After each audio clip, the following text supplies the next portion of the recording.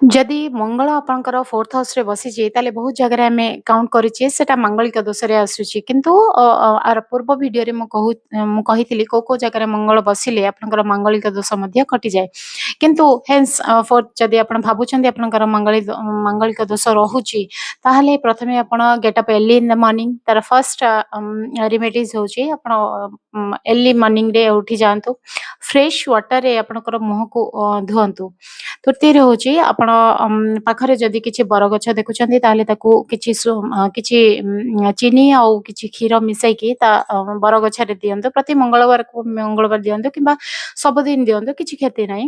ଆପଣ ସେ ଯେଉଁ ଓଦା ମାଟିକୁ ଆପଣ ତିଲକ କରନ୍ତୁ। ଦେଖିବେ ଆପଣ ମାଙ୍ଗଳିକ ଦୋଷ ଯଦି ରହିଥିବ ବି ଆପଣଙ୍କର, ତାହେଲେ ମଧ୍ୟ ସେଇଟା ଧୀରେ ଧୀରେ କଟିଯାଏ। ତ ହେଉଛି ଆପଣ ଗୋଟେ ଗୋଲ୍ଡ କପର ଆଉ ସିଲଭରର ଛଲା ତାକୁ ରିଙ୍ଗ ଫିଙ୍ଗରରେ ପିନ୍ଧନ୍ତୁ, ଯୋଉଟାକି ତିନି ଧାତୁର ଛଲା ଗୋଟେ ଆପଣ ଆପଣଙ୍କର ରିଙ୍ଗ ଫିଙ୍ଗରରେ ପିନ୍ଧନ୍ତୁ।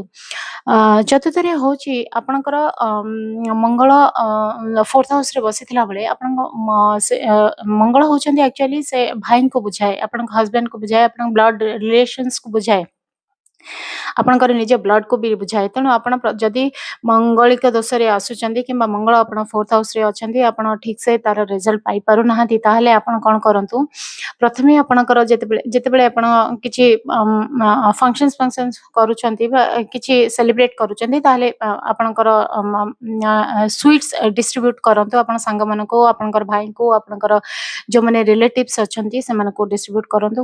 ଆପଣ ମଝିରେ ମଝିରେ ବ୍ଲଡ୍ ଡୋନେସନ୍ସ କରନ୍ତୁ।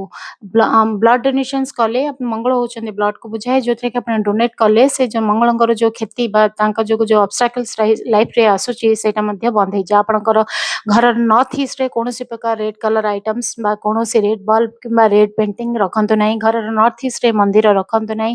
ଆପଣ ଘରର ନର୍ଥ ଇଷ୍ଟରେ ଆପଣଙ୍କର ଭାଇଙ୍କର ରୁମ୍, ଯଦି ଆପଣଙ୍କ ମେଲ୍ ହେଇଛନ୍ତି ଆପଣ ନିଜ ଭାଇର ରୁମ୍, ଯଦି ଆପଣ ଫିମେଲ୍ ହେଇଛନ୍ତି ମଧ୍ୟ ଆପଣଙ୍କର ଭାଇଙ୍କର ରୁମ୍ ନର୍ଥ ଇଷ୍ଟରେ ରଖନ୍ତୁ ନାହିଁ।